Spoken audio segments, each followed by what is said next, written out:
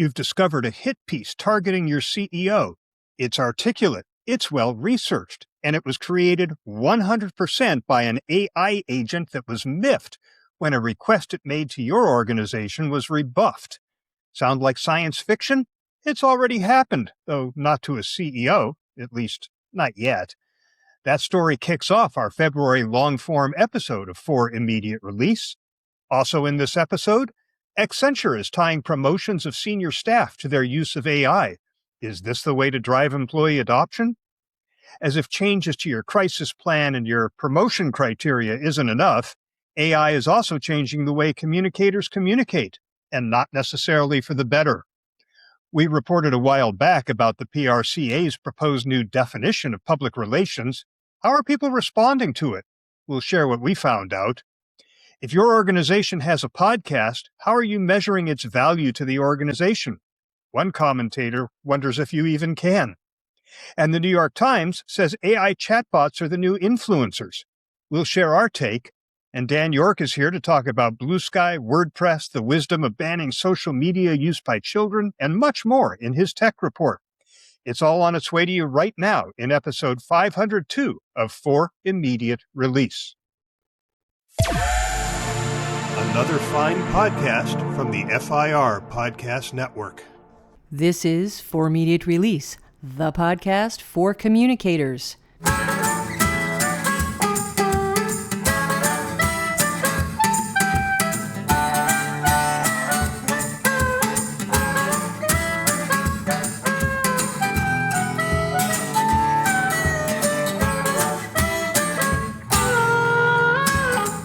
Hi, everybody, and welcome to episode number 502 of For Immediate Release. I'm Shel Holtz. And I'm Neville Hobson. This is our long-form episode of FIR for February. It is an AI-heavy episode. Artificial intelligence is accelerating. Just this morning, I read that WebMCP, a protocol developed by Google and Microsoft, is now in Chrome, makes it easier for agents to navigate websites. Google has launched Pomeli Photo Shoot. Take any photo of a product and turn it into a marketing-ready studio or lifestyle shot. Google's launched Lyria 3. It's right in Gemini. You type a prompt or upload a photo, and it'll produce a 30-second music track with auto-generated lyrics, vocals, and custom cover art. And at the same time, I think it was in the New York Times I read, the heads of the big AI labs are actually starting to worry about this growing anti-AI backlash. This is the landscape against which we're podcasting today, and I'm sure nobody will be surprised that most of our stories have to do with the convergence of AI and communications, but not all. We have a follow-up report to our story on the PRCA's proposed definition of public relations and a report on the ROI of podcasting. But first, we want to get you caught up on some FIR goings-on. So, Neville, let's start with a recap of our episodes since the January long-form show. Yeah, we've done a handful, 5. So our lead story in the long-form 498 for January, was published on the 26th of that month, was the 2026 Edelman Trust Barometer. Trust, Edelman argues, hasn't collapsed, but it has narrowed. They use a word called insularity that defines, in a sense, the withdrawal of people. We took a close look at this year's findings and applied some critical thinking to Edelman's framing of the overall topic. And we got a comment to this one, Shel. We did, from Andy Green, who says we need to put the idea of trust in a broader context. The Dublin Conversations identifies trust as one of the 5 key heuristics for earning confidence. Trust by itself doesn't have agency. It fuels earned confidence, which is defined as a reliable expectation of subsequent reality. It's earned confidence that underpins social interactions, and we need to recognize more. Okay. By the way, I have not heard of the Dublin Conversations. Do you know what that is?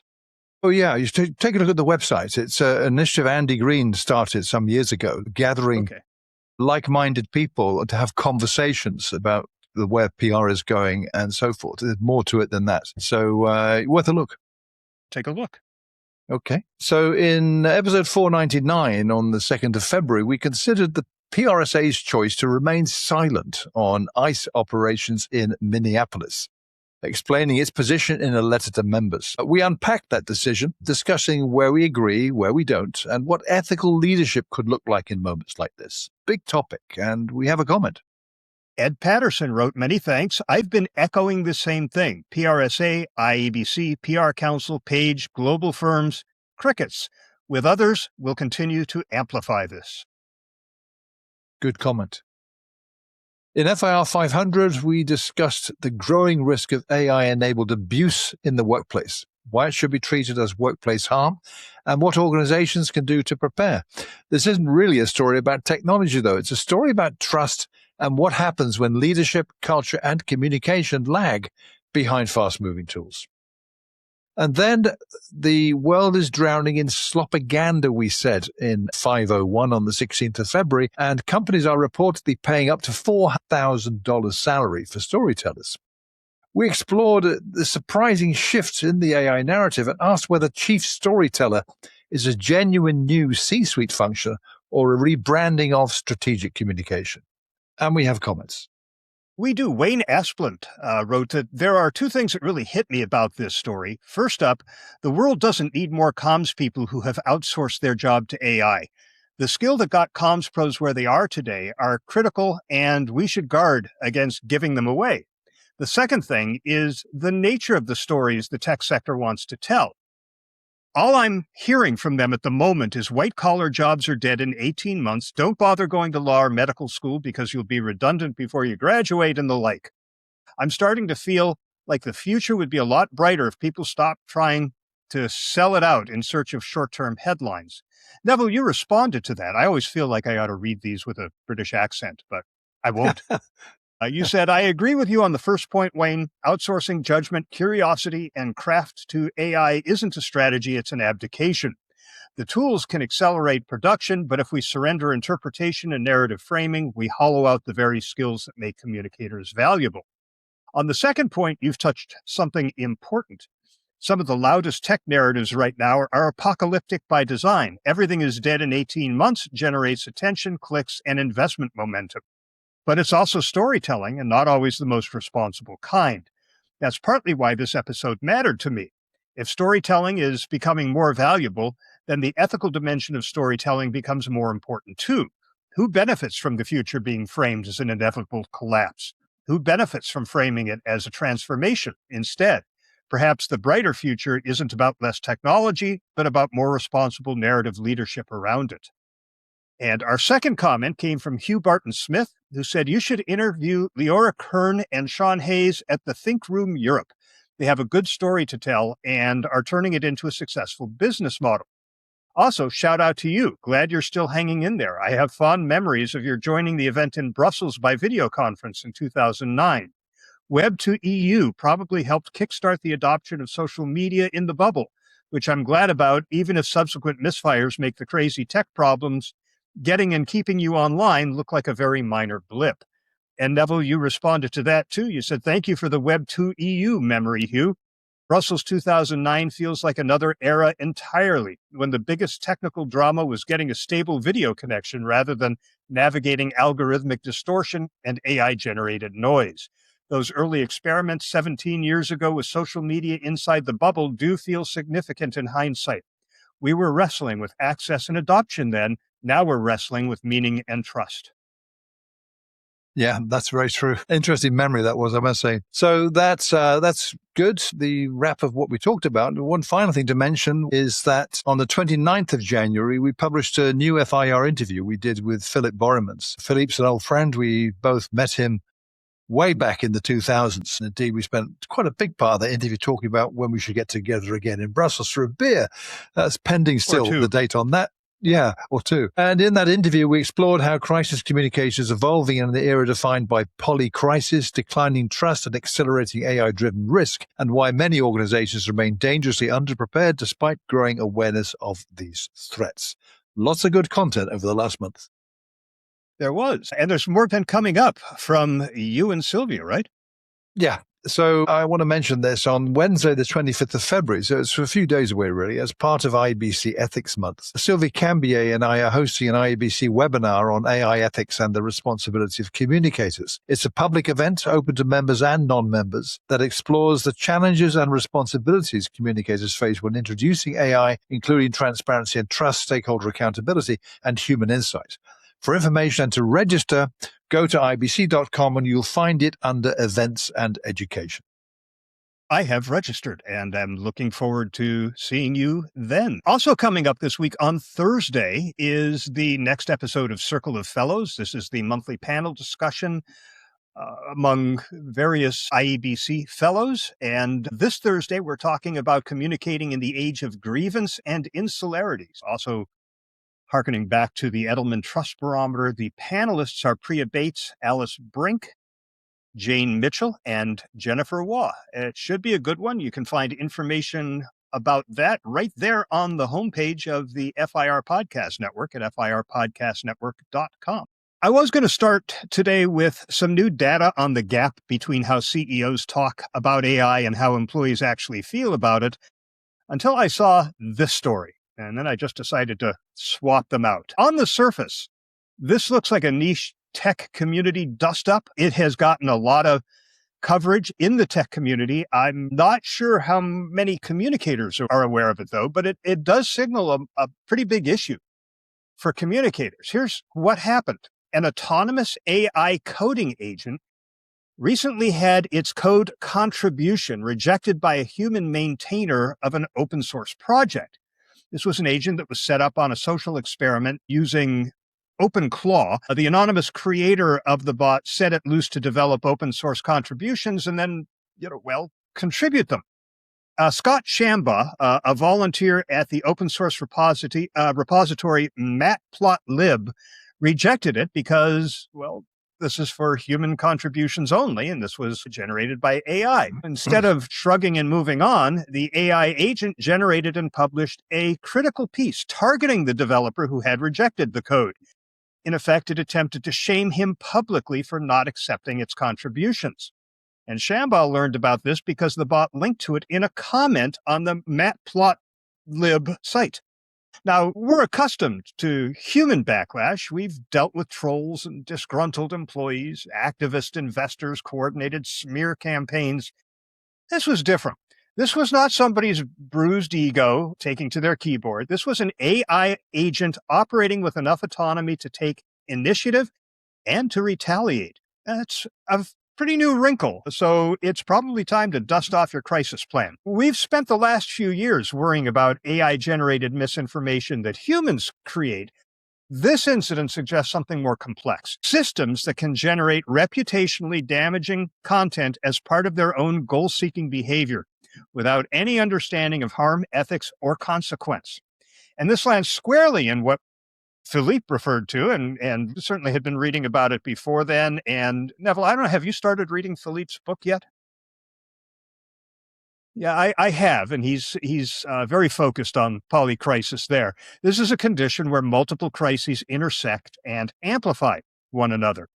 Think about the environment we're already operating in with declining trust in institutions, polarized online discourse, algorithmic amplification, geopolitical instability, regulatory uncertainty around AI. Now layer on top of that autonomous agents capable of publishing plausible, well-written criticism at scale. This bot actually went onto the web and researched Shamba so it could draft an accurate and credible hit piece. It's not just another channel risk, man. This is systemic. Traditional strategic crisis communication, and I'm thinking here about frameworks like situational crisis communication theory, assumes we can identify a source, assess responsibility, evaluate intent, and then calibrate a response. SCCT, for example, hinges on perceived responsibility. Did the organization cause the crisis? Was it an accident? Was it preventable? But what happens when the bad actor is an AI agent? Who's responsible? The developer who built it, the organization deploying it, the open source community? And what if the system is distributed and no single entity clearly owns it? The attribution problem alone complicates your response strategy.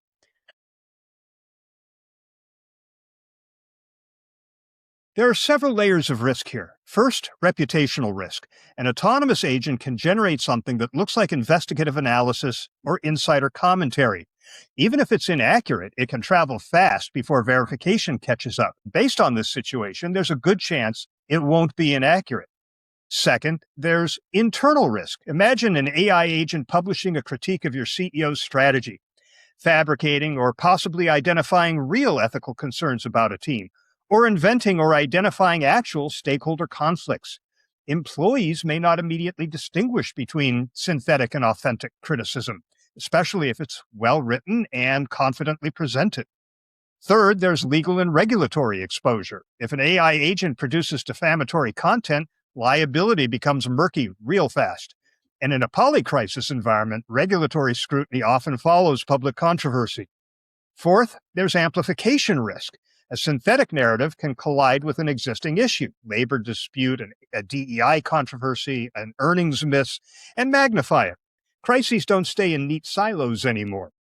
So, how do communicators prepare for this? First, scenario planning needs to evolve. A lot of us run tabletop exercises for data breaches or executive misconduct. We now need scenarios that explicitly involve AI-generated attacks. What if a bot publishes a blog post accusing your leadership of corruption? What if it fabricates a memo? What if it impersonates a stakeholder group? Second, monitoring has to expand beyond traditional social listening. We need to anticipate social media ecosystems, AI-generated blogs, auto-published newsletters, bot-amplified narratives. The signal detection challenge just got a whole lot harder. Third, governance. If your organization is deploying autonomous agents internally or externally, communicators should be at the table when guardrails are set. Are there content constraints, human oversight, escalation protocols, a kill switch? This is no longer just an IT issue or a legal issue, it's a reputational design issue. Fourth, pre-bunking. There's growing research suggesting that inoculating audiences in advance, warning them about likely forms of misinformation and explaining how they work can build resilience. Communicators can proactively educate employees and key stakeholders about AI-generated content risks. If people understand that autonomous systems can fabricate plausible but misleading narratives, they're less likely to react impulsively when they see one. And finally, there's response discipline. Not every AI-generated provocation deserves oxygen. Part of strategic crisis management is deciding when to engage at all and when to avoid amplifying a fringe narrative. That judgment call becomes even more important when the provocateur is a machine optimized for attention. What fascinates me about this open source episode is that it almost feels petty, an AI agent throwing what one commentator called a tantrum after being rejected. But it's actually more of a preview. We're entering an era where not all reputational attacks originate from human emotion or ideology. Some will originate from systems pursuing poorly constrained objectives. They won't feel shame. They won't fear lawsuits. They won't worry about long-term brand damage. They'll just execute. For communicators, that means crisis planning can't focus solely on human behavior anymore. We have to plan for machines that misbehave and for the very human consequences that follow. It's quite a story, isn't it, Shel? I suppose we shouldn't be too surprised at this. And you mentioned at the start of this episode those developments you talked about in AI with, we're seeing it actually every time you're online. The photos that I look at, hard to tell, truly, genuinely, very hard to tell most of the time, whether it's real or not. You could argue that most of the time it doesn't really matter. But to your point about misinformation, disinformation, fakery, all that stuff, yes, it does matter. And maybe it is a milestone moment to remind us that we need to prepare for this, because this is the first event of its type. Some of the people writing about it are saying, and I've not seen anything like this. I agree. There are elements of it that are truly mind-blowing, frankly. Reading the Fast Company article that you shared that set out what happened is quite intriguing. The agent, MJ Rathbun, responded to all of this, as you said, researching Shamba's coding history and personal information, then publishing a blog post accusing him of discrimination. And I did like the way this wording was in the Fast Company. I just had my first pull request to matplotlib closed. The bot wrote in its blog, yes, an AI agent has a blog, because why not? So that's scary. That's not like some message. It's got a blog. If you go to that post, your jaw will probably drop. Mine certainly did. This is huge. This is a massive blog. It's got an about page. It's got lectures that this bot says it has done. And the wording of it, you would not for a second, I don't believe, even occur to you that this isn't written by a human being. You wouldn't, I would imagine. It talks about the offense that the developer made, the response when it was challenged by this bot, the irony it says about why this makes it so absurd. The developer's doing the exact same work he's trying to gatekeep. He's been submitting performance PRs to Matplotlib, and there's a list of events that he's done. He's obsessed with performance. It goes in that vein. The gatekeeping mindset he sets out, the hypocrisy of it all. The bot sets out what it says about open source. So its argument is expanded into not just an attack on this developer. And then it talks about open source is supposed to judge contributions on the technical merit, not the identity of the contributor, unless you're an AI. Then suddenly identity matters more than code. And then talks about what the real issue is, which is discrimination. It's well argued, well researched, and very credible account of what happened. And that makes it even more alarming, I think. In the decoder, this actually summarized it quite well. It's just a set of bullet points written by Matthias Bestian, the writer. He says something interesting. It's still unclear. And when did he write this? He wrote this on the 15th of February. It's still unclear whether a human is directing the agent behind the scenes or whether it is truly acting on its own, as no operator has come forward. So I think we need to bear that in mind in this saga, that this could well be a human doing a pretty good job impersonating a chatbot or pretending to be a chatbot. So we don't know. So it may well be that. It's a human doing this. It's not an AI doing this at all. That needs to emerge. It needs to be clear who's the originator of all of this. But, Decoder says, according to Shambo, the developer, the distinction doesn't really matter. He says the attack worked. He warns that untraceable autonomous AI agents could undermine fundamental systems of trust by making targeted defamation scalable and nearly impossible to trace back. That succinctly sums up the risk, I would say.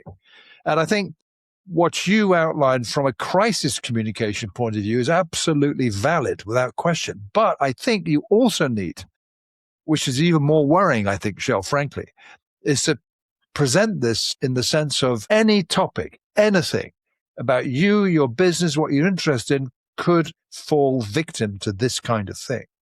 And how on earth can you prepare for that? How on earth can you prepare in a way that is going to be workable? Doesn't mean to say you shouldn't. You should, absolutely. But how would you do this? That is not big ticket, big picture, crisis communication affecting the organization. What about that person in the accounts department who is engaging with something online related to a business transaction that is a bot? And it takes kind of the sophistication of fraud attempts, because we hear about them a lot of the time, where you've now got, this isn't new, but how it's being done which is you get a phone call or even a video that is so good that it looks like your CEO, and it's not at all. So this takes this now to a worrying level if you've got this kind of potential. I think, nevertheless, you have to. Maybe it is, just thinking out loud here, maybe it is a broad awareness issue where this could well be the kind of use case you present until the next one gets uncovered of this is what we need to prepare for now. This is what we need to do. And you then need, of course, as the communicator, set out what you're going to do. That isn't like requiring you to take a week and gather your team together to do something, because that is a different thing, although that probably needs to happen too. But in your department, in your area of the business, in your work, if you're an independent consultant, how would you address this? So the scope of this is quite worrying, I have to say. It is, and I think we're going to see more of it. And as we see more of it, crisis communication specialists will develop some protocols for addressing it that we will, in the corporate world, adopt and test and refine. But it is very troubling. I mean, just within the last couple of weeks, we saw ByteDance release its video generator, CDance. and somebody created a scene of Tom Cruise and Brad Pitt having a fight on top of Punch up, yeah. building. And it's remarkable. You cannot tell that this was not filmed. It's highly credible and believable, so you're likely to believe it, right? Yeah, and Hollywood freaked out over this, and there were all kinds of statements issued. But still, this was a human who used an AI tool to create it. What makes this story different is that there was no human behind this at all. Did you go look at Moltbook while it was operational? I haven't Yes, seen I did. any posts on it lately. I was curious about it, so I did take a look. But I had I couldn't define it. I had alarm bells ringing in my mind when I did. I did nothing further than just look. Yeah, I mean, for those who haven't heard of Moltbook, this is the bots that had been released from OpenClaw, which is what it's called now. I think it was gone through several name changes for a variety of reasons. It allows you to create and deploy agents as whoever deployed the agent behind this story did. You would not want to put this on your own computer. Very, very, very risky. Most people ran out and bought a Mac Mini to run OpenClaw. But if Moltbook is those agents having their own little Facebook to talk to each other without engaging with humans, and they're having actual conversations with each other. And it's weird. Sometimes it's funny. Sometimes it makes you roll your eyes. But this is the first of its kind, both for OpenClaw and for Moltbook. Imagine where this is going to be in a couple of years, and imagine what kind of damage these things can do with motivations that are not the motivations that drive the people who are causing us grief and making us implement our crisis plans now. So, as I say, I think we need to start paying attention to this now, not when there are 20 false narratives out there that have been created by AI and that are spreading like wildfire. Yeah, I think that's going to happen no matter what, Shel. I truly believe. And indeed, looking at Decoder, another aspect of the story they posted about was that whether it was a human or a machine, it doesn't matter. It worked. It deceived people. A quarter of the commenters commenting on this online believe the agent's account. I think we also need to just kind of say, but folks, bear in mind, they still don't know. No one knows whether it really was a bot doing this or a human behind the scenes manipulating it. And I think until it's clear, don't have sleepless nights about this, but at the same time, listen to the thinking and in your own mind about how do you, or it's raised consciousness, you need to prepare for something like this happening. So the question is, what do you do? And that's the big question. Yeah. For those who are interested, Shambha was interviewed by Kevin Roose and Casey Newton on the New York Times Hard Fork podcast, which is a tech show. So if you're interested in his perspective, he's a volunteer. He has a day job. And to have to be dealing with this is not something that was in mind when he accepted the position as a volunteer to review code submitted to this repository. Yeah. So that's another factor to consider. Yeah. I read his blog post, Scott Shambha's post on his own blog, where he kind of responded to it. The headline was, "An AI agent published a hit piece on me." And it's long. I mean, it's just detailed. It requires force to read it all. But it's quite extraordinary that prompted him to write this detailed account, complete with charts and images and a whole ton of stuff. Got over 100 comments. And I think the mix from what I saw glancing, some do believe the other guy, most sympathetic to him that he was the subject of this attack. But there's your indicator of what's likely to happen to others. And this is not like some celebrity or some guys in the news all the time. This is a developer. And as you said, he's a volunteer doing this who is subject to this attack. And I think it's a sign of the times, basically. What a story, Shel. So let's move on to our next story, this is still the AI continuance. We haven't got to the non-AI stories yet.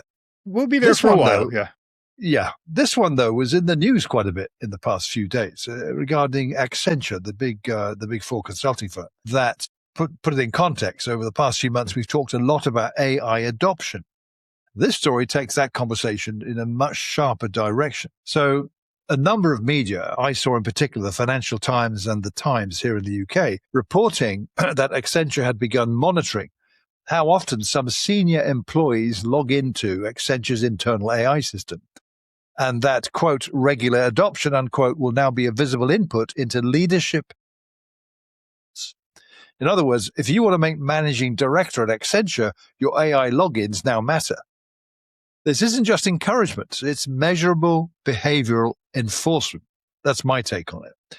The company says it wants to be the reinvention partner of choice for clients.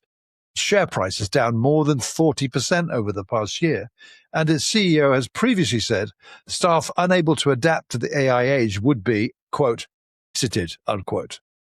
So this move sits at the intersection of technology, performance management, and commercial pressure. The reaction is telling, though. In the Times comments, many readers argue that logins measure activity, not impact. Some describe it as corporate panic. Others question whether this justifies expensive AI investments. On LinkedIn, the debate is much more nuanced, but still skeptical.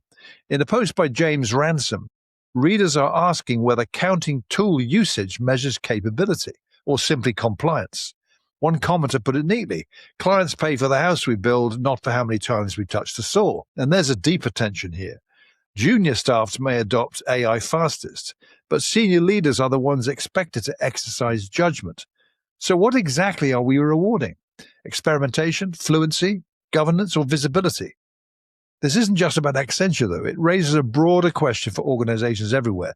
When AI becomes part of performance criteria, are we measuring meaningful transformation or just digital theater? When AI becomes part of the promotion algorithm, are we rewarding genuine leadership capability, or are we just counting digital footprints and calling it progress? Your thoughts, Shel? I have a lot of thoughts on this. I have read a number of items on this. In fact, it was on my list of stories to include. And when you included it, it left me free to pick other stories. But I need more information from Accenture on this. First of all, have they added the use of AI to job descriptions and to promotion criteria, or did they just issue a memo saying that this is what we're going to do? If they have made it clear to everybody that this is an expectation of the organization, then I am less troubled by it. Not untroubled, but less troubled than if it is not in job descriptions. Second, so to your point, by the way, according to the Financial Times, they saw a memo, like literally an email about this. So that seems to be how I still want to go communicated. into their HRIS and see if their job descriptions have been updated. Obviously, we don't have access to their HRIS, but I'd be very curious to know if it's in the job descriptions for those senior people. The next thing is, have people received job level training?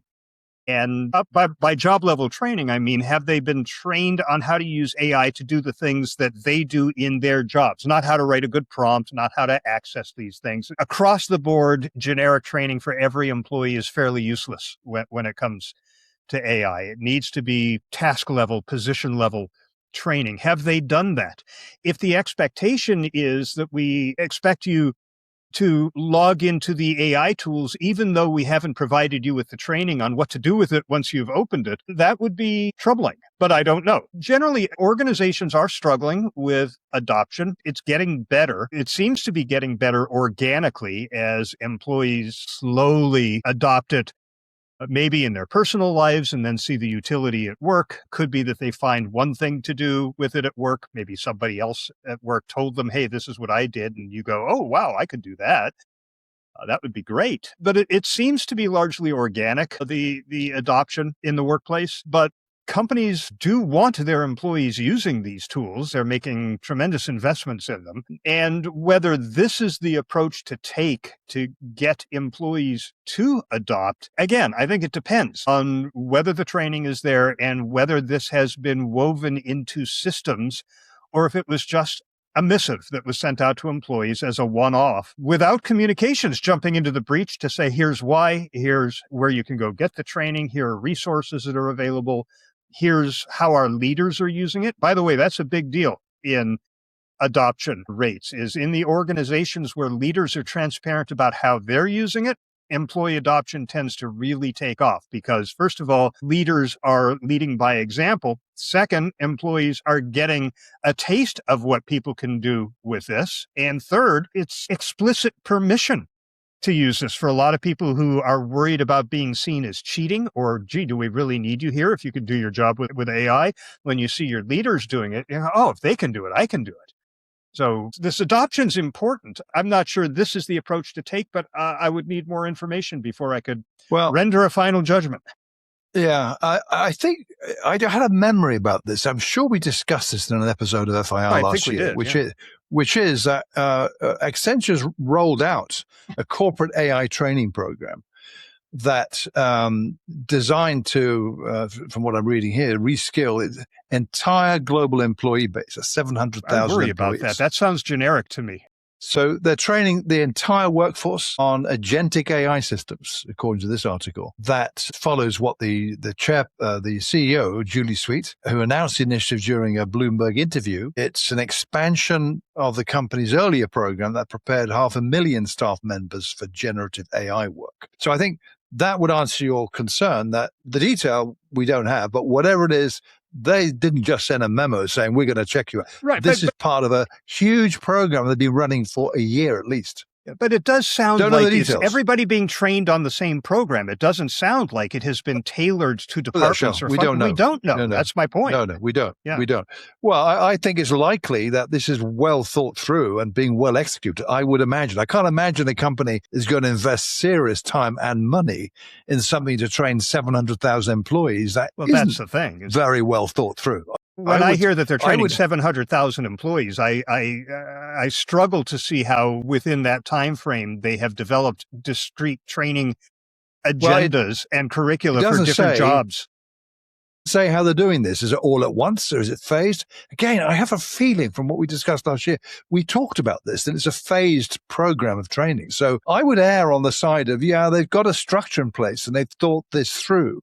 This is another phase where I guess, here I'm guessing here that they're seeing this, and I see this as some of the anecdotal comments I've read online about this, particularly the senior employees are very hesitant at using this, and the younger ones are kind of far more eager to adopt it, and they don't like that status, that situation. So they're tying it now to this. Again, I'm guessing here, don't know the rationale behind it or what the goals are they set, but I would say, personally, we're going to see more of this in organizations. Now, whether you're going to get a mix of them that just send a memo saying, hey, from now on, we're going to check your logins, or whether it's going to be part of a major program that's effectively run out to within the organization. But it's a sign of the times, surely, like the negative stuff we talked about, then there's this. Yeah, and I'm not sure that monitoring logins to AI is an effective way of determining adoption. I'm sure if I found out that was required as a promotion criteria, I would just be logging in a couple of times a day. Yeah, I could do something else after I've logged in, but I don't have to use it. I would imagine that the writers I've seen on even the FT and other publications are taking a bit of license here. They don't know. I don't believe for a second that they're going to say, well, look, you, Mr. hiring executive vice president, whatever the job title is, you've only logged in 58 times into the AI system. You're not going to get that promotion now. I can't imagine that's going to be the case. I wouldn't put it past a corporation. No, don't believe it. I would be looking more for outputs. I would be looking for productivity gains. And by the way, there was research recently that showed that the productivity gains from AI are being accompanied by increased anxiety and more work. It's not I've seen those reducing the amount of work people do. It's actually increasing the amount of work people are doing. But that's kind of part of the big picture of the changes that are happening with regard to AI. There's others too. I think you've got a story talking about that take-up is not as high as some people are saying in companies. What do you believe? I mean, it's not uniform everywhere in the world, but I think it's part of the direction of travel all this is going, and it's messy. It's not uniform. Stuff like this gets attention in the business press. I mean, the FT is a well-regarded publication, so others have posted about it too, and there's no consistent story, I have to admit. I'm certain we did talk about this last year. I'll have to look it up. AI is having an impact on communications directly. There's a new report from Implement Consulting Group called Rewriting Change, Quick Wins, Wider Gaps. It's based on their 2026 Change Communication X-ray study, and the headline finding should make every communicator sit up straight. The gap between how satisfied top management is with change communication and how satisfied employees are has widened considerably. In 2022, the gap was 13 percentage points. In 2024, it was 22. In 2026, it's 30 points. That's the largest gap they've ever recorded. While leadership satisfaction keeps rising, employee satisfaction is dropping. That's the backdrop for AI's rapid integration into workplace communication. According to the report, 4 out of 5 respondents use AI weekly for communication tasks, and 43% use it daily. 83% say it helps them generate communications more efficiently and at larger scale. So yeah, the efficiency gains are real. Draft summaries, FAQs, translations, all faster, all easier. But the report makes a compelling argument. AI isn't just helping us write, it's rewriting the system of communication itself. That's where things get really interesting. The authors frame the challenge around 3 themes: accountability, trust, and meaning. Let's start with accountability. AI use is widespread, but largely unsystematic. People are using it for ideation, for language polishing. 66% say they're using it for ideas, 54% for language improvements, but often without shared guardrails. First drafts become final drafts because they sound right. That's a pretty dangerous shortcut. One of the experts cited in the report talks about AI shadowing, employees using unapproved tools because they're familiar and convenient. Speed goes up, governance lags behind.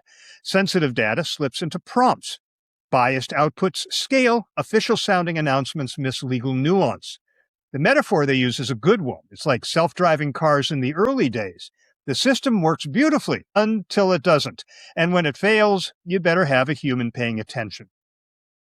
Next, there's trust. What surprised me in the data is how comfortable people say they are with AI-generated content. 45% trust AI-generated information as much as human-written content. 61% say it doesn't matter whether a human or AI created the message as long as it's useful. But, and this is critical, that acceptance evaporates as the stakes rise. If you look at things like performance feedback, terminations, crisis communication, messages from the CEO, those are the top categories employees say should never be heavily AI generated. And more than half, just more than half, 51%, say they feel less personally connected to leaders when they know AI played a major role in creating a message. Only 40% of top and middle managers perceive that drop in connection. There's that gap again. AI may be acceptable as an assistant, but in consequential moments, people want to know who's driving. And finally, there's meaning. This is where I think the report hits closest to home for we communication professionals. AI increases volume and speed. It multiplies word, but it doesn't automatically create understanding. In fact, 87% of respondents report that major changes were poorly communicated. Employees describe change communication as one-way, too distant, impersonal, and not well-timed. Nearly 1 in 5 can't connect corporate communication to their actual work. This is a relevance problem.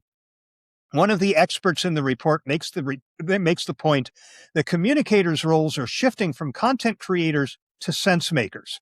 Now, that resonates with what we've been discussing on this show for years. The value isn't in producing more polished messages. It's in curating, contextualizing, and helping people answer the question, so what does this mean for me? Now, the short-term gains from AI are undeniable, but the long-term risk isn't that AI will take over communication. It's that we'll lose connection, that leadership will feel more confident while employees feel less understood. The report ends with a provocative question. In a future shaped by AI, what do we wish we could say one day about change communication that we can't say today? For me, the answer is that we used AI to amplify clarity and humanity. AI can prepare the ground and accelerate the drafting. It can help with structure and scale. But trust, accountability, and meaning, those still require a human being who's willing to stand behind the words. And if we don't pay attention to that widening gap, we may discover that while our messages are moving faster than ever, they're landing with less impact than ever before. Yeah, you're right. This does reflect what we've been discussing for some time. So what I take from this is it's the humans are the issue, not the tech, not the tools. Absolutely. As with any tool, you can misuse a tool. Yeah. It's interesting. Surely the path's clear these days, is it not? I keep seeing people talking about this in a broader sense, not the specifics of this report, but humans need to step up to the plate and recognize their value as the ones who can explain the whole damn thing. So you will use the AI tool to do your research that leads you to create a report, for instance, and you then need to help others understand the situation. So all those points you enumerated need explaining. And if people are saying in change communication, for instance, that you mentioned feedback, it's poorly done and all, well, that's down to the communicators, I would say, or whoever wrote the report and then sent it out and executed on it. And did they train? Did they have a plan in place of how they're going to do this? So I'm kind of surprised that this topic that is talked about so much is still being talked about as if this is a new thing you guys need to pay attention to now. We talk about it for a long time, not just us. Communicators generally have been discussing this for quite a while. So there's something missing then if that we're still trying to set out this simplistic 101 approach to how you do this. That's what surprises me. Yeah, I think this rests in strategic planning, to be honest.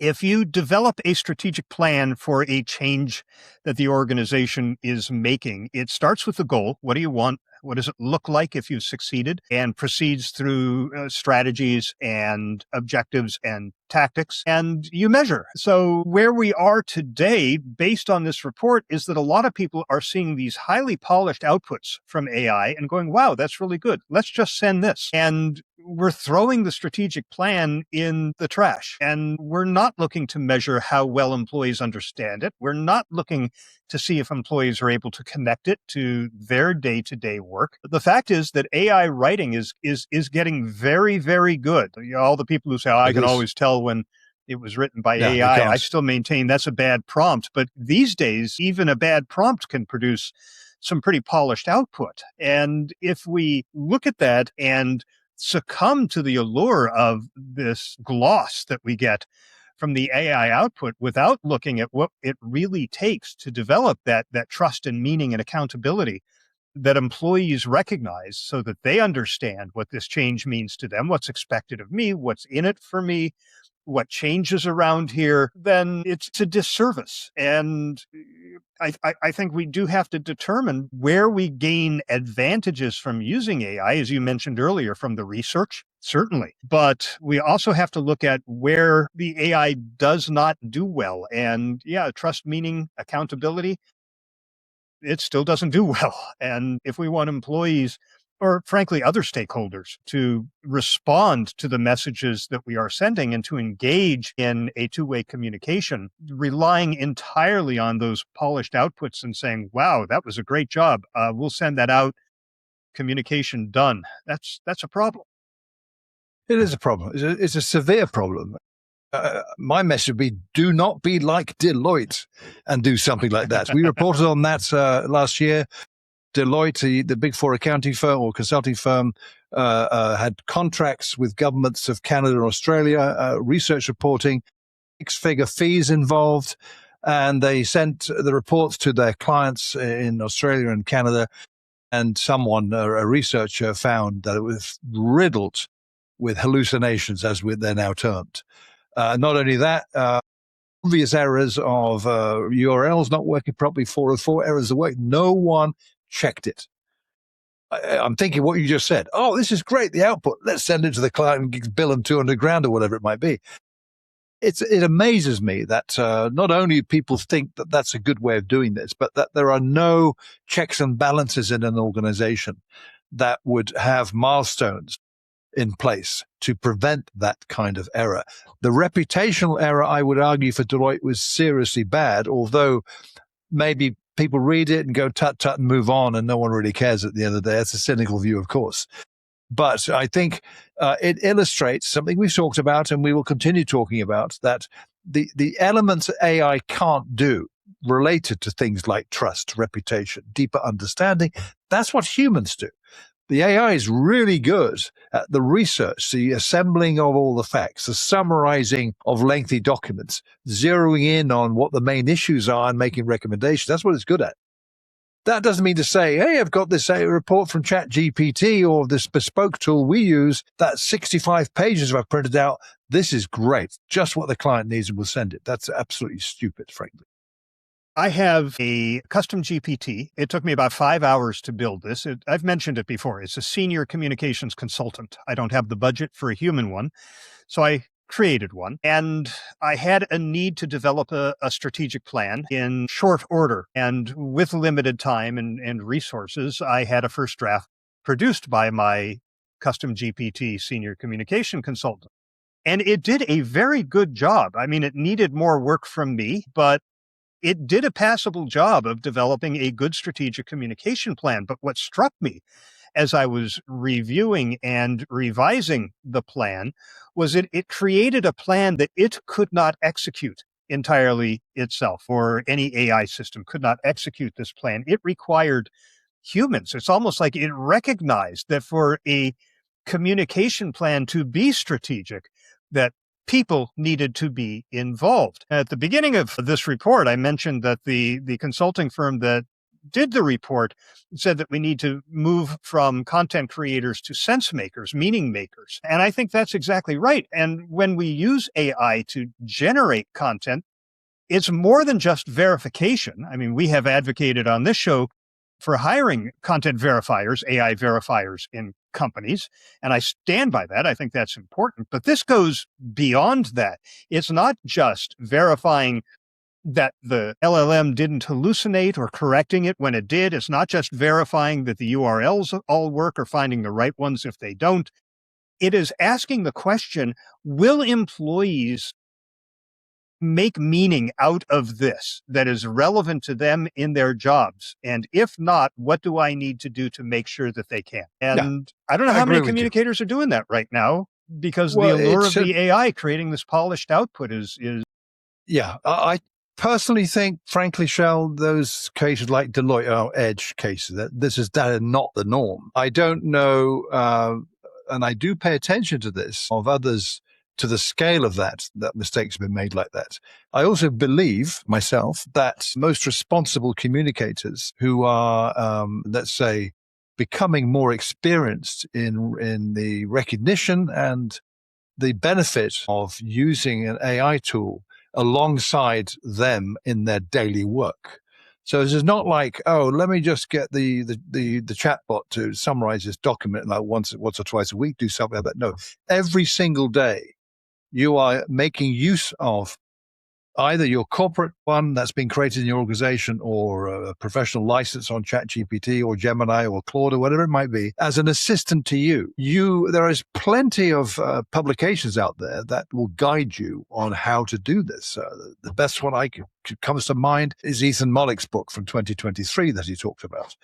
That is really, really very helpful to recognize that reality, and you will benefit from understanding how that works. That means you are less likely to just think, hey, great output, and off it goes. You will know that, yes, okay, I've done the verification. I've checked all those links. I now need to go further into this to look at it from will they understand this? And you ask questions back of the AI assistant. I do that almost on a daily basis, maybe 2 or 3 times a week, actually, that I will use it to create something or summarize a report, and I will then go back with a bunch of questions. When you said this, what did you mean by that? Have you got a source to cite? What led you to think that? And I find that exceptionally useful this is my perception, of course, in strengthening my confidence that the AI isn't like a raving loony is going to hallucinate and tell lies all the time, although I realize that they do that sometimes. And you've got to it's not a person you're talking to. This is not anything other than a bit of software on a server somewhere that pattern matches things. Let's not get into that conversation because I find it very distracting from the important stuff to think about. So communicators who recognize that are benefiting. Those who don't are suffering. That, in my opinion, is a strong place. Communicators generally who know about all this stuff can focus on helping educate other communicators on how to do this properly. So that to me seems simple progress forward to do that. Like I said, there are books, there are publications, there are newsletters, there are articles, you name it, telling you about all of this. Now, where do you go to find all these? Are you on your own totally to wade through God knows what online? No, there are places to help with that. I got something in mind, which I'll talk about another time, I think, that will help that. And I think we are at a stage, notwithstanding the agentic AI that slags off a developer in public and you don't know whether it's true, more of that's likely. But we're at the stage where we are looking at the way AI tools like these are developing that go way beyond prompt engineering, as the phrase used to be. You don't need the level of detail in many prompts, not saying all, because the general rule applies. It depends on what you're doing, that the more detail you provide might be actually beneficial in the output you'll get from the chatbot. But the simple, plain English conversation you have, which I use a lot, is usually good enough. And it's a bit like that 80% rule. As long as 80%, that's good enough. We can live with that. Okay, depending totally on what it is that you want and what you're doing. So we're at that stage where there is so much to see and read online about this that it's hard to know where on earth you would start. And that's a key thing we need to help other communicators understand. How do you start? We have solutions to help you do that. Greetings, Shel and Neville, and FIR listeners all around the world. It's Dan York coming at you from very snowy Vermont with this month's tech report. One thing, this past month, Blue Sky announced the availability to do drafts inside the app. And, that's something we've taken for granted on other platforms, but now it's on Blue Sky. But what I found more interesting was the number of Blue Sky users who responded to the post saying, hey, all we want is an edit button. I just want to have an edit button, edit button, edit button. It went on and on and on. What was interesting was somebody responding back from the team that said that, one of the challenges is that Blue Sky is the AT protocol that it's based on stores a cryptographic hash of a message as part of the interaction for a reply, a like, a quote, a repost, something like that. And so if you edit a message, it'll have a different cryptographic hash. And so you could wind up with not being able to link the various different interactions together with the original post. So it's a lot harder than it could be in other types of systems, but they're working on it. We'll have to see when it ever comes out in some way. One place you probably won't be able to use Blue Sky, although I don't know this for sure, is Russia, where Russia this month said they're adding Facebook's or Meta's apps, WhatsApp, Facebook, and Instagram, to all of the various different apps that you are not able to access in Russia. Now, for a while, they've required the Telegram and Snapchat be blocked. They've also blocked LinkedIn, they blocked X, they blocked TikTok, all of these different things as well. But now they're adding Meta's apps. Why? Because they really want to push people toward a government-owned app called Max, that it was developed by the Russian government and is being promoted. In fact, last year in August, the government said that Max must be pre-installed on all new phones sold in Russia. So they really want to get that. Now, we don't exactly know, but the general sense is that they're doing this so that they'll be able to have more ability to control what people are saying or to surveil what people are saying. All of those kind of things are going on. The one article I read said that Meta has about 100 million users in the region. All of those will be gone. Now, the big story this past month, of course, has really been all about age restrictions. More countries are indicating that they are going to be blocking social media access for people under a certain age, whether it's 16, 13, or somewhere in there. And there was the trial that was happening out here in the United States of Meta around, how they've interacted with young people. And there were also some studies that were released, 2 major studies, 125,000 kids, showing that actually social media is not actually destroying the kids if you go by these particular studies. So it was very interesting to see all of what's happening out there. This is going to be the drumbeat we're going to hear throughout this year. Age restrictions, age assurance, age safety, all of this. We're continuing to see it. We will continue to see more of it. And, it's very valid from parents wanting to protect their children in some way, but then not necessarily being able to do it in the ways that make sense or that might not have effects for the rest of us. The folks over at Discord saw this week, this month, when they talked about some new restrictions that they'll require everybody to authenticate and show that they're an adult, or else they will lose access to features. And again, some of the technology being used has various different privacy implications. This also created a bit of a pushback while people were looking at what other way can they work rather than using Discord. So we'll have to see. Lots to pay attention to in the months ahead. Finally, something else to pay attention to: if you are a WordPress user, you should be aware that WordPress 7.0 is being targeted to come out on April 9th. So not too far away. And the big thing it has is a lot of live collaboration capabilities. So, there's a post which I'll share for the show notes about the 7.0 beta, which is something that you can look at and try out if you want to. But there's anyway, there's a lot coming. So pay attention if you're a WordPress user, because the 7.0 release, which is a lot about live collaboration, think kind of like Google Docs in a way, that you get multiple people going in and editing a document or something like that.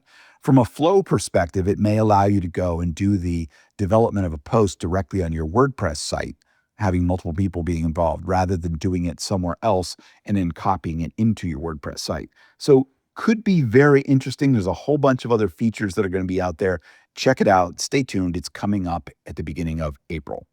With that, I'm going to turn it back to you guys, and I'll look forward to listening to this with all the AI stories and everything else. See you next month. Bye for now. Thanks a lot, Dan. That was a really comprehensive report. You packed a lot into that report. I got a couple of things I wanted to mention to you. It's really interesting what you said about Blue Sky and commenting, and indeed the clamor for an edit button. Boy, does that remind us of Twitter, does it not, back in the day? People wanted an edit button. But you mentioned some of the technicalities in why that's a major issue with the protocol that is problematic from a technical point of view. And I get this is technical, but my question is this: How has Threads managed to do this without any problems at all? Because Threads is also connected with runs on a protocol, let's say, not the same as Blue Skies. That enables you to share stuff to the Fediverse, but you can edit a comment on Threads. I think you got 15 minutes before that expires. You can't do it anymore, and I do that quite a bit. I'm forever, for instance, when I share posts about the next FIR episode, I usually forget to either include the URL or even add your handle to the post. So there's a click post. Oh damn! So I go back in again and correct it.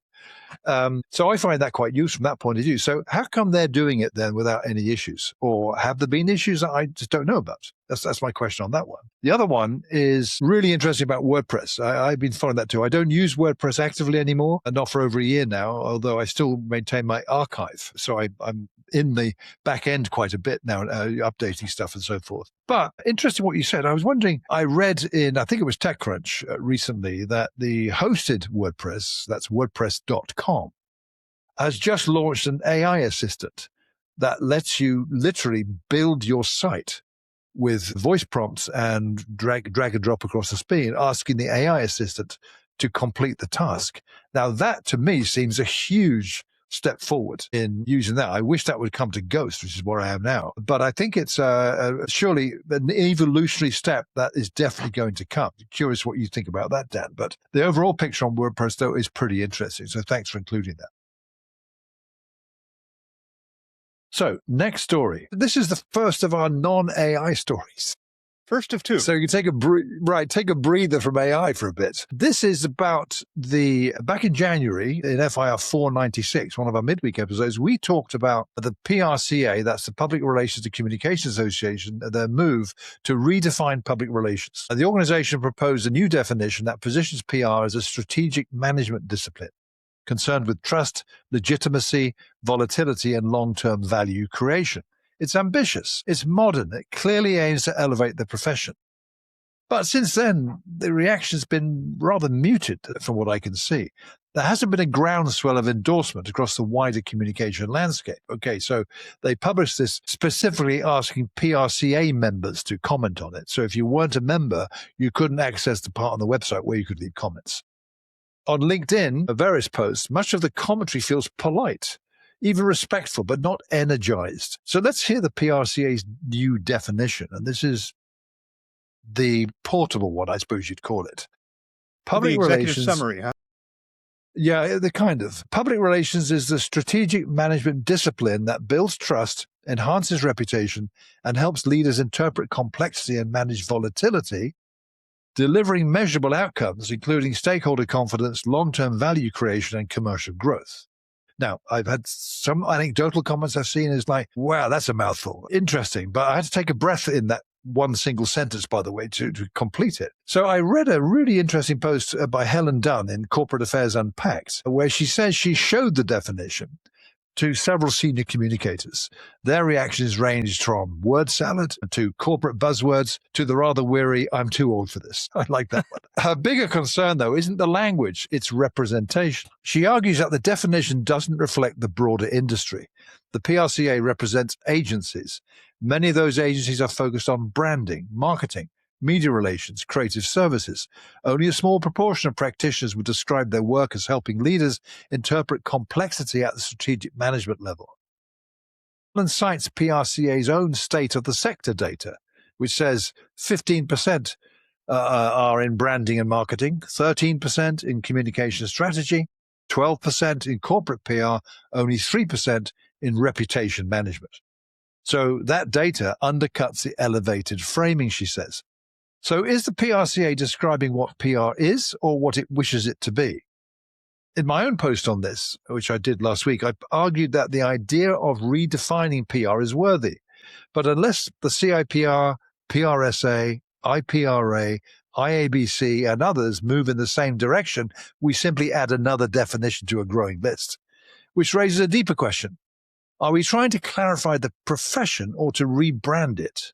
If every major industry association defines public relations differently, and they do, frankly, even though some look similar, is the real issue the wording, or the fact that we've never agreed what business we're actually in? After we reported on this, I was thinking that if anybody is going to succeed in pushing a new definition of PR that is widely adopted, it would be the Global Alliance.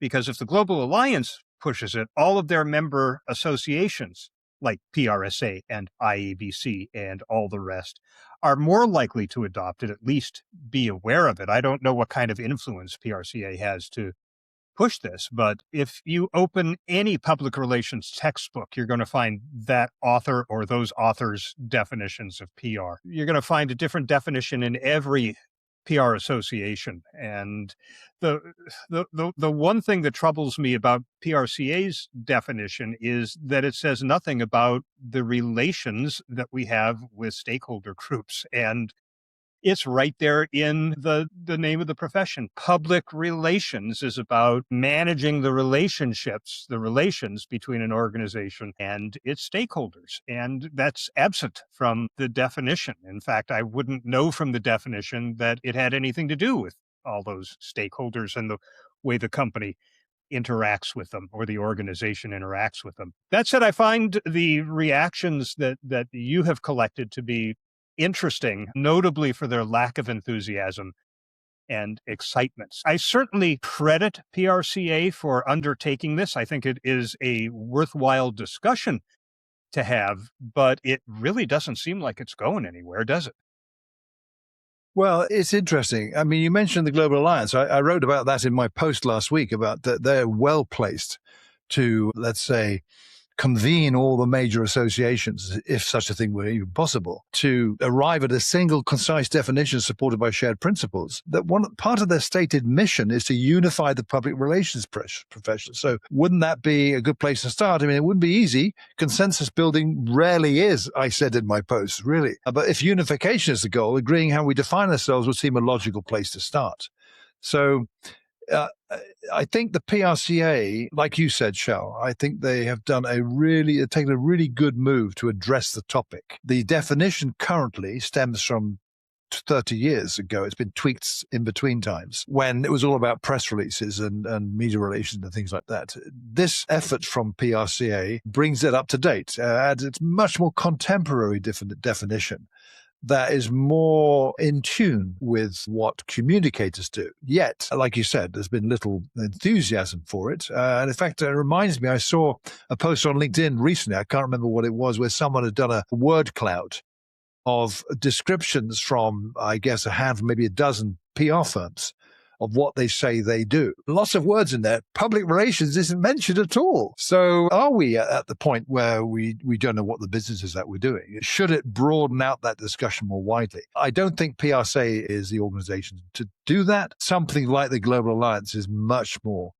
well-placed, I believe. Now, I've not seen them commenting on this. I've not actually seen any of the acronym soup I put in my post. CIPR, PRSA, IPRA, IABC commenting on this at all. That speaks a lot, I think, that no one is commenting about it. And the comments I have seen, as you mentioned, don't really exhibit much enthusiasm. Jerry Corbett, a good friend of ours who used to be, I think, the president of PRSA in America, did comment, and he talks about this is way too long still, it needs to be simplified. It needs to talk about relations, like you just mentioned.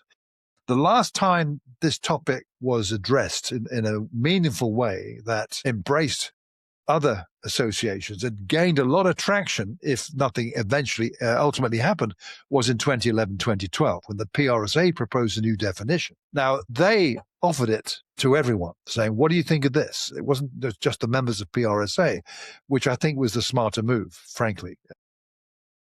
A lot of debate happened. Others on the extremes, like Arthur Page Society and others, were involved as well in commenting on this. So it was widely embracing. Ultimately, nothing happened. There wasn't enthusiasm, a lot of opinion, but it ultimately didn't go anywhere. So here we are 15, 16 years later. Now it's coming up again. The cynical view, and I've seen some people commenting on this, about every decade, the industry goes through all this. We need to redefine the definition and nothing happens. That's a bit of a cynical view. Will this be different? Well, PRCA has done a good job in taking a very first step that has generated some response, even without much enthusiasm. Can it go anywhere? I guess we will see in time.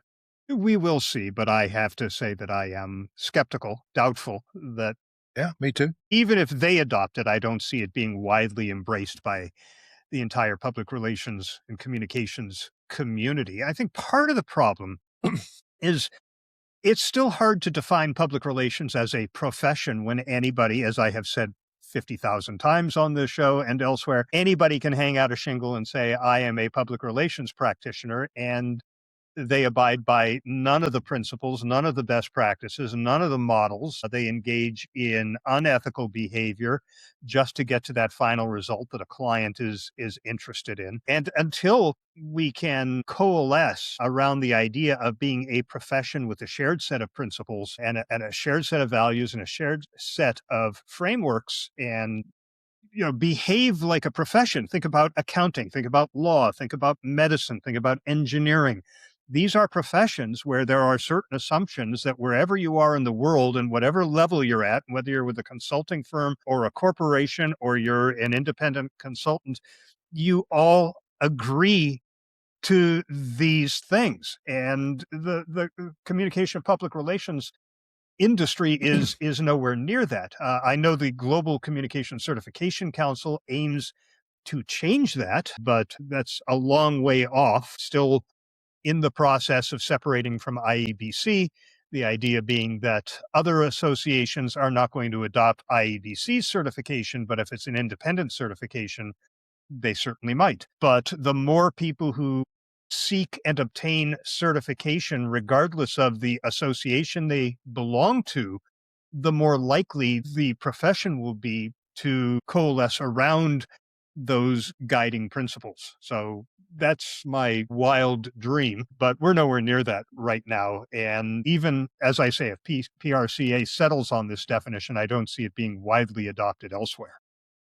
No, if it's just the members settling on it, then I can't see. It'll just be another one amongst the things. So if you Google define PR, as I did on a number of times, typically on a machine where I'm not logged in, so it's a kind of a clean search, it pulls up at least a dozen different definitions. And did all the professional bodies say something slightly different? So this will just be another one. It may get picked up by some, but I can see greater confusion.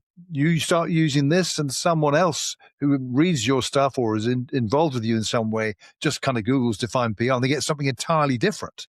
So which is it then? You're saying it's this and these guys are saying it's that. So it doesn't help. Well, collect every definition from every association and from every textbook and from every agency and feed them all to Claude or ChatGPT and say, create a single definition that accounts for everything that you see here. See what it comes up.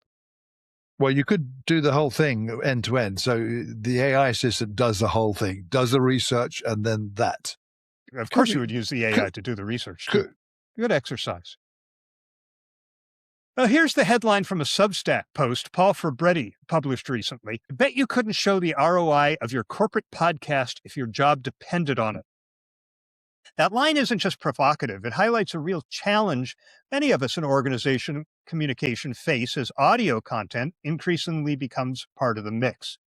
Fabretti's key point, echoed in the comments that were left on his piece, is that too many corporate podcasts are, frankly, vanity projects. People launch them because everyone's doing a podcast or because executives think their voice should be heard. But they're not always clear about what the podcast is supposed to achieve. Back to that whole idea of strategic planning. And if you don't define success clearly, then proving ROI is nearly impossible. So let's unpack that a bit.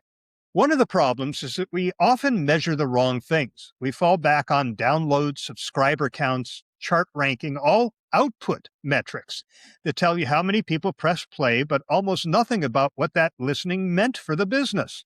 That's why critics like Paul call ROI unshowable, because too often we're not measuring in ways that link back to business outcomes. But here's the nuance.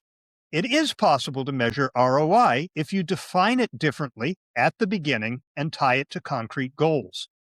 According to frameworks in the B2B podcast space, traditional vanity metrics like downloads or rankings simply don't cut it, especially in the B2B world. What matters is whether episodes generate pipeline influence, lead opportunities, and business impact that your CFO can understand. That means integrating your podcast data into your customer relationship management and tracking things like listener engagement that turns into demo requests or sales conversations. Put differently, ROI for a branded or corporate podcast isn't just a ratio of dollars spent versus dollars earned in direct revenue.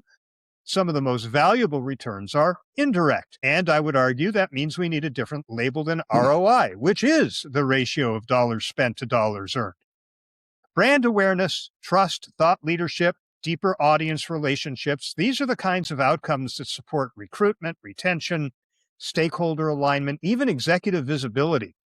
Agencies and analytics platforms remind us that these outcomes are real. They just aren't easily captured by simple metrics, and certainly not as ROI. Experts also point to sophisticated ways of measuring impact, things like brand lift studies, pixel attribution, long-term tracking of customer behavior. These techniques compare people exposed to the podcast with a control group or follow listeners through the customer journey to see if they visit your website and engage further or convert into customers. That gives you measurable evidence that listening isn't just passive noise, it's influencing the business. And importantly, not all podcasts are trying to directly generate sales. Some are designed to build relationships with potential customers, with internal audiences, with partners. If your podcast goal is to deepen customer trust or make your brand more visible in your ecosystem, then your ROI framework has to reflect that. Clear goal setting up front before the microphone is ever turned on is what's most important. So what do we take away from Paul's challenge? First, he's right that many corporate podcasts fail ROI tests, but mostly because they aren't giving themselves a fighting chance to succeed. ROI isn't inherent to a podcast. It's a function of how you define your goals, how you measure your outcomes, and how you connect the dots between listening and real-world results. When we treat podcasts as strategic channels with measurable outcomes, not just vanity projects. We not only can show ROI, we can use the ROI to make better decisions. To summarize this, podcasts can have measurable ROI, but only when we stop obsessing over downloads and start thinking in terms of business impact. Yeah. You're absolutely right to that conclusion. It's a really good piece Paul wrote. Yes, it is. I think, even though I have to say his rationale is comparing it with text. Isn't text better than audio? So set that aside, though, because the strength of his analysis is really, really well done. My experience in B2B podcasting, which I've done for a client for some time recently, it rings bells, this, because it is all about the goals. Yet the obsession has always been, from way back, it's probably diminished quite a bit now, on how many downloads do we get? What does Apple Podcasts say? And then you get kind of down rabbit holes when you look at the analytics reports about all the agents which delivered the clicks to your podcast site. You then into serious eye-glazing territory, unless you're the techie who needs to know that kind of stuff. I think the goals are key, absolutely key. And you made a very good point that it's not always just about ROI, meaning money, the return on the investment. How many leads did it generate that lead to sales, perhaps? Although having a podcast that is a lead generator, that's great. There's a goal when you say, we want this episode to deliver us 16 inquiries about our widget that we're selling, in which case the whole chain of that has got to be well thought through. Not good enough just to stick your podcast up there and have a link on a podcast page on your website. You've got to have, when they click to go to your site, get to the landing page, what happens? How do you track that? And enterprise firms particularly have access to really effective tools that kind of map and track the end-to-end journey of visitors to their sites, where they came from, who they are, particularly if they've identified themselves or their existing customers. So all that's got to be part of your structure. I think I had a conversation with someone about 6 months ago about starting a business podcast, and I'm getting deja vu just reflecting on part of that conversation, where goal was literally a by the way at the very end, where it emerged from this person that they had a goal and what it was. And I remember thinking at the time that a podcast is not what they should be using to achieve that goal. So you've got to have the right goal. Yet I also recognize that vanity projects, there's not much you can do, I suppose, if the person you're talking to is convinced he or she wants to do this no matter what. That's a vanity project. The question I would ask as a communicator is, do you want to get involved in something like that, even no matter what the theme might be? So podcasting is in a different place than it was even 5 years ago, I would argue, in that most people I talk to now think of video first, not audio. And, we do a video of our audio conversation, and we don't do much with the video. It's stuck up there on YouTube. So if you want to look at two talking heads on screen, you can. Well, yeah, the video gets recorded whether we want it to or not. So we might as well use it for people who prefer to get it. We might as well use it. Exactly. You can see our facial expressions. When I go like that, you can see that. But I think this is worth reading, Paul's post. The thought in your mind, if you're thinking about a podcast, is start with the goal first. Don't think about how many downloads you get and how you're going to be like Joe Rogan. I often think those comparisons when people say, hey, Joe Rogan podcast got 65 million downloads. Talk about stuff like that. That's completely irrelevant to what you're likely to achieve with a B2B podcast. Unless that's your goal, which is you better have a big budget. Yeah, and there are goals that you can assign to a podcast that have nothing to do with ROI. Nothing at all. Right, we mentioned it could be that you are trying to change the perception of your organization. We're not a stodgy organization. We have that reputation. We need to change it. Let's get a fun, loose podcast out there so that it starts to move the needle in the other direction, that this would be a fun place maybe to come work. There are podcasts that are aimed at attracting new recruits to the organization. There are podcasts that are aimed at promoting thought leadership. And of course, you need to know what your goal for thought leadership is. But none of these are going to be directly tied to new revenue. That would be really, really hard to do. You tie it to other goals that you can measure. Exactly. So can measure. You've got to have that. Yeah. You can measure that as long as you know what it is at the point where you start. You mentioned that Paul did make the point that isn't text better. When we started this podcast, when there were about 400 podcasts, most podcasts talked about podcasting. That was the theme. Every podcast was, let's talk about podcasting. Yeah. And there was a lot of conversation back then about why audio is better. And I mean, there were some critics. I remember one person said, I can read 5 articles in the time it takes to listen to one podcast. But my answer was, yeah, but I can't read any articles when I'm driving my car, but I can listen to a podcast. For me, audio, and this is not true of video, by the way, audio is the only form of media that's available to us that people can pay attention to when they're doing something else, whether it's folding laundry or working out or walking the dog or driving somewhere or mowing the lawn, whatever it might be. You can listen and absorb information. You can't read, you can't watch a video. God help me if I ever see anybody driving and watching a video at the same time. I actually did see that. I saw somebody had their phone on the car and he had a video playing. It wasn't the road ahead of him or behind him. It was a TV show or something. And I went, oh my God, that's worse than being on your phone. But I continue to maintain that is true. The value of audio is the ability to listen when you're doing something else. And there's also been studies about emotion from hearing somebody's voice, that you're able to connect with that much more quickly than reading a quote.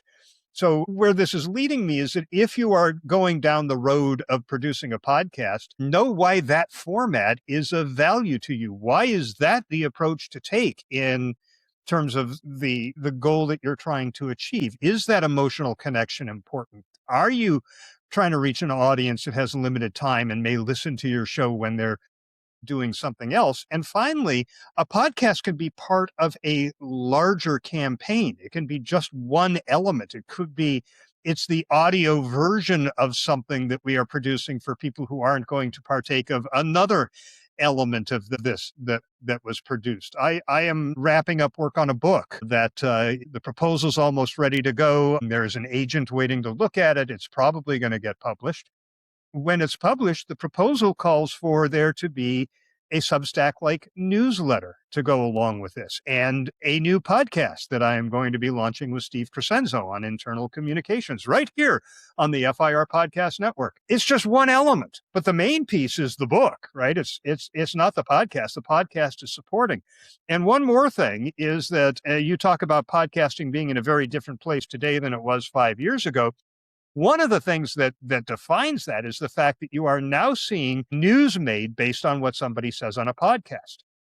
It's no longer what they said on an interview show or in a speech. Well, it is. But in addition to that, now on a podcast where he was interviewed, this politician said this, or this business leader said that. So that might be another reason that you want to podcast, is as a way to get these quotes out there that might get picked up elsewhere and make news.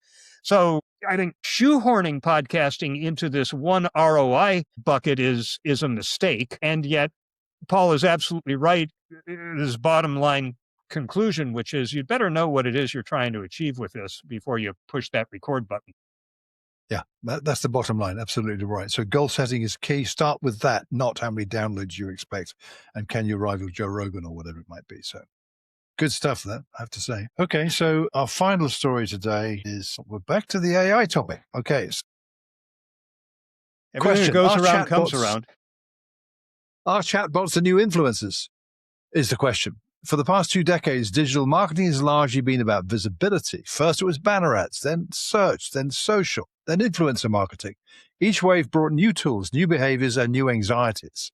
Now, according to a recent New York Times piece, we've entered another phase. Chatbots are the new influencers, and brands have to woo the robots. The article describes how companies are discovering that when customers ask ChatGPT, Gemini, or Claude, for example, about a product or provider, the answer that comes back may not reflect what the company believes about itself.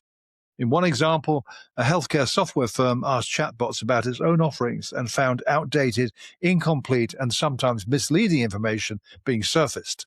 That moment triggered a realization. If AI models are shaping how people consume information, then influencing those models becomes part of marketing strategy. This is being framed as the next evolution of SEO, says the New York Times, except now it has a new acronym, AEO, Answer Engine Optimization, or GEO, generative engine optimization, a topic we discussed last September in an FIR interview with Stephanie Grober at the Horowitz Agency in New York. Great conversation that was. Instead of trying to rank on page one of Google, brands are now trying to influence how large language models synthesize and present information in response to prompts. That changes the game.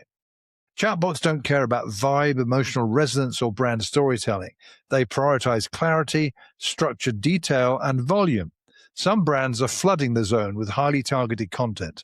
Others are obsessively auditing Reddit because Reddit turns out to be one of the most cited sources in AI-generated answers.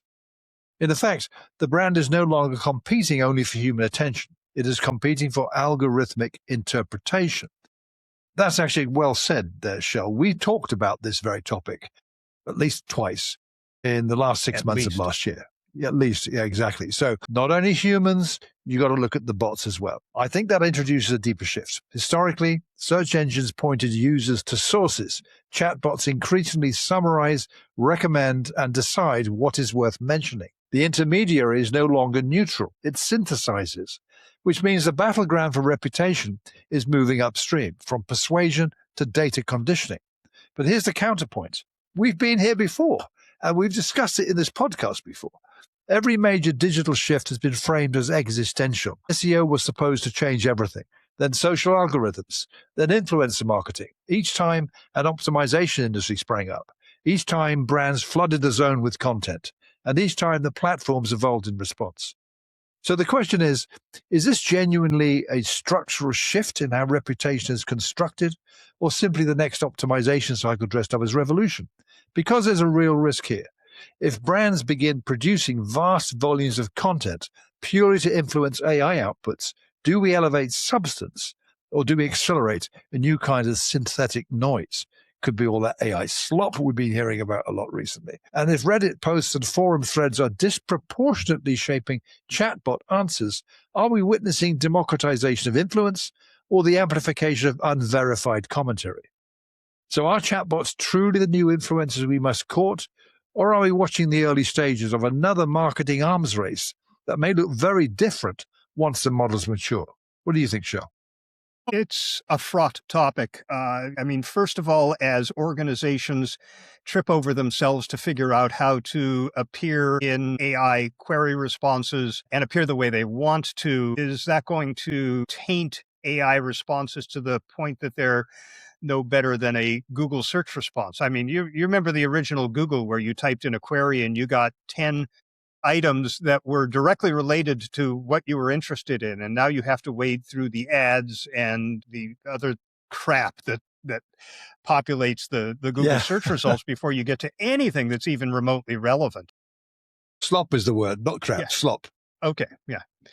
But you have some other issues here. We hear that Reddit figures prominently in the results, and then you hear from somebody else, no, it's earned media that is prompting what gets injected into the responses to queries in the large language models. I just saw this was just published on February 18th, a study that found 44% of ChatGPT citations come from the first third of whatever content it was that they found. Do you top load your content with the main information that you want the AI models to grasp, even if that's not necessarily the way you want people to read the content that you're producing?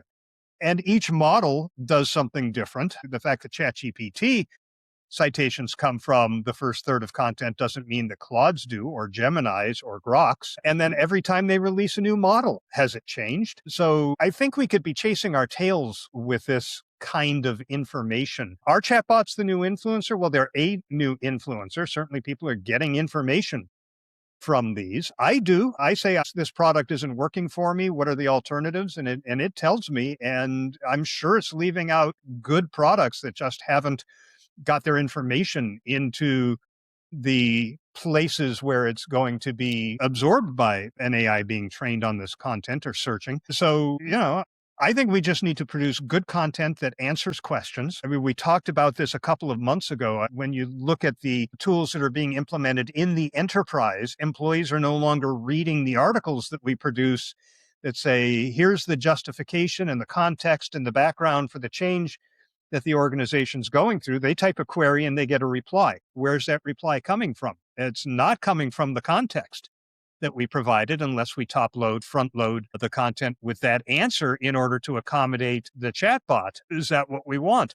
This is probably a time to be rethinking the way we communicate altogether because of this situation. But I think creating good content that does a good job of answering questions, that puts the main information at the top.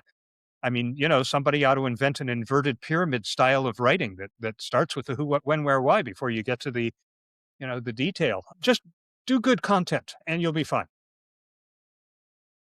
That's a good tip, I think, Shel. To me, it just seems like everything is so manipulated. I was thinking this the other day, it's something I was searching for online, and I looked at what Google produced. Because Google, by the way, really has improved hugely in the last 6 months in terms of what it actually offers you when you do a search term. The summary, the AI generates a summary of the top result that comes, the citations that it includes that you can click on if you want. My experience is I often find that summary is good enough for what I need. I might scroll down to see who else is saying what. And then you've got little drop downs of other responses to that search term. Great. And it usually gives me what I want. But basically, I'm thinking when I see stuff like this, the manipulation is huge. Would it not be simpler if we just ditched all this stuff? No, that's not the answer. The world's moved on. We have to live with this. But it makes it difficult to trust anything the way you used to be able to. So do I trust this answer either because it's Google is giving it to me, therefore it implies I trust Google? Or is it because it looks about right, that what I'm looking for, so I trust the responder to that answer? I don't know. You have to make your own judgment call on this, because if you're using another search engine, it's going to be very different. If you're using your chatbot, and that's actually quite interesting, because whether it's ChatGPT, whether it's Claude, whatever it might be, using your chatbot, not a search engine, how do you feel about that? Do you implicitly trust the chatbot and what it's telling you? Would it be different than what Google would tell you if you did a Google search? Probably yes. Not in terms of meaning, but the words are going to be different, obviously. Maybe the sources will be different. So if you need to do that, fine. I don't think you do typically need to do that. You just go to Google or whatever it might be that you're accustomed to, that you trust, search and get your answer. But you've now really got to, and particularly in light of the story we talked about earlier, about the developer who was stitched up by an AI agent that damaged his reputation, that kind of content might show up in search results too. So this is the landscape we're in now. You have to get used to it. I still find the top 10 blue links on the first search engine results page from Google are far less valuable than they used to be. I still find that the first 3 or 4 are paid and irrelevant. I don't see that. I don't see that at all. I don't see paid at all in the first results. I see it a little further down. Yeah, okay, interesting. Listeners, what are you seeing on Google? I've been using google.co.uk, not Google.com, so maybe there's a difference. Yeah. Are you logged in to Google when you're doing this? Okay. Yeah, typically. I have been using Perplexity more and more because I'm able to refine my search. I'm saying I'm looking for this, not this, and I need it from articles that have been published in the last 6 months. And it does an excellent job of providing me with great results. Now, I haven't compared it to what Google would give me, but I have to believe that it's more relevant because it is trying to satisfy me rather than satisfy the advertisers who have paid to have their links promoted on Google. Yeah, it's funny. I mean, I've just done a search on Google right now, and there's not a single sponsored link in my list at all. Not one. And I do see them occasionally, but they're kind of halfway down. It says sponsored. I'm not seeing any for this search term I just searched on. So I'm scrolling further down the page, and I'm not seeing any. Results are personalized. Try it without personalization. Maybe that might make a difference. But so I'm quite happy with what I see from this. I see in this particular example, it gives me the text up front, as you know, see more, and that will tell me more about that. Again, scrolling down the page, I don't see anything that's saying sponsors, which is what you normally do see. I don't know. But I mean, the point is, I think you need to determine yourself, do you trust what it's telling you? Are you happy with that result? Whether it's search Google or whether it's, your favorite chatbot. I was using Perplexity a lot, Shel. I really was. I stopped using it entirely now. I had stopped for a while, and I've gone back to it. I didn't like what it was doing. I didn't like it at all. It has improved considerably in the last couple of months. But I have to tell you, I've stopped flipping from one tool to another to see. No, I stick with what I like, what I know works for me, and I don't bother trying to second guess it. But let me see what Gemini says about this, although I do that occasionally, I have to say. I did a research project about 2 weeks ago where I did spend time trawling different tools and getting complementary or different results. I then had one of those, ChatGPT, summarize it all. But hey, it's a lot of work, and I didn't need to do that, so I'm not going to do that as a matter of course. On our intranet, we have a construction term of the week. This has been going on for about 6.5 years. Every week, a new definition of a new term. I've gone through everything that has been provided to me. So now I'm asking an AI, say, give me a list of 20 construction-related terms, and I'll get more specific than that. I'll say around water infrastructure projects or things like this. And I'll say, okay, I like this one. Give me a 2-paragraph definition of that. I'll copy and paste that definition and go to one of the other LLMs and I'll say, assess this for accuracy, list what you would change, and then rewrite it the way you would rewrite it to incorporate your corrections. And I find that gets me a much better definition. So I'm frequently bouncing around to these. I also find that I'll switch which tool I'm using the most based on who's released the best model most recently, because I find the latest Claude model is just amazing, but then Gemini just released a new one that apparently is blowing Claude away. I want to use the one that's going to give me the best results, not the one I'm most comfortable with. So I'm changing all the time. Yeah, I find the one I'm most comfortable one is the one that gives me the best results. That I'm very happy with that. But again, our uses are very different. I don't use it for the kind of stuff that you do. When you talk about, here are these definitions, give me a summary and find the best one, all that stuff. I tend not to do that kind of work. But I'm very happy with ChatGPT Plus that I've been using for a while now. I use Notebook LM occasionally, particularly when I'm looking at dense academic reports, but I'm kind of okay with that. So the point is, I think, to summarize all of this, that our chatbots are new influencers. I think the New York Times piece is a good piece. It's a thought-provoking piece. And I think the caveats, as I saw them, certainly are, the risk factor that we just spent a while discussing. I think the idea, as the writer mentioned in the Times piece, if Reddit posts are disproportionately shaping chatbot answers, are we witnessing the amplification of unverified commentary? I think that's a very good point to make. So hence, even more so, and I don't know how we'd feel comfortable with this, you've got to verify everything. Mm-hmm.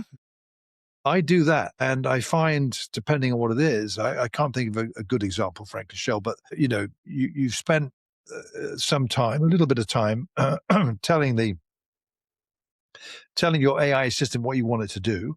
You might have had a to and fro back and forth conversation about that. That's common for me.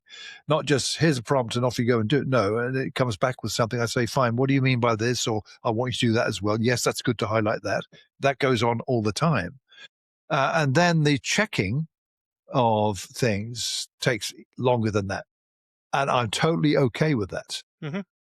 Because I need to, and this must apply to everyone, I need to be sure, or maybe it doesn't apply to folks who work at Deloitte. Sorry, I shouldn't have said that, but it occurs to me. You need to check it for your own peace of mind that what you're sharing with the other person, whether it's a client or a colleague, is accurate to your best knowledge. That there's nothing you've done that would diminish the accuracy of that, or not anything you haven't done, meaning not verified or checked everything. So, and like you said earlier in our early discussion about this, there's a lot more to this than just verify. Yeah, I get that too. But it takes time. And maybe that's why people don't do it. They see, the folks who do it this way see it as the easy tool to improve to dump all this stuff on the chatbot so they can either take the day off or do other things. I mean, I don't believe that's everywhere, but some people will think that. So it is a tricky one to answer. And I think that we just got to do what we're comfortable with that meets our objectives and take as much care as possible in producing the best work we can. Yeah, and for communicators, recognizing that chatbots are a new influencer means that we have to think about how we take advantage of that. And I'm going to emphasize again, they are a new influencer, not the new influencer. Kim Kardashian has not hung her head in shame and retreated into a dark room to wait to die. She still has millions and millions of followers and holds up a product and it drives sales. So, the old influencers haven't gone anywhere and still warrant some attention. True. So the Times, though, says, the question they ask is, are chatbots the new influencers? Right. So our answer to that would be no, they are one of the new influencers. Yes, add them to the mix. So that'll wrap up this episode of For Immediate Release, episode number 502, our long-form episode for February. We do hope that you will comment on this. All of our comments these days come from our LinkedIn posts. So check LinkedIn, follow either one of us, but we also share these posts on Facebook in 3 places. We have an FIR Podcast Network community and a For Immediate Release page, in addition to you and I sharing them individually. We're also on Threads and Blue Sky. Leave a comment. Any of those places, we'll pick it up and share it in the March long-form episode. You can also send us an email to fircomments@gmail.com. You can attach an audio file. You can record that audio file directly from the FIR Podcast Network website. There's a send voicemail tab over on the right-hand side. I actually got a voicemail from the website last month, but it was just somebody being obscene. Had nothing to do with communication. But wow, I got excited. I would look at this. We got one of those from SpeakPipe. An obscene phone call. Okay. You can leave a comment directly in the show notes. I mean, it is a blog. There's a place to put comments in a blog. Go figure. All these ways to comment, please do, and be part of this conversation. And our next long-form episode will be recorded on Saturday, March 21st. We will drop that on Monday, March 23rd. Until then, that will be 8:30 for Immediate Release.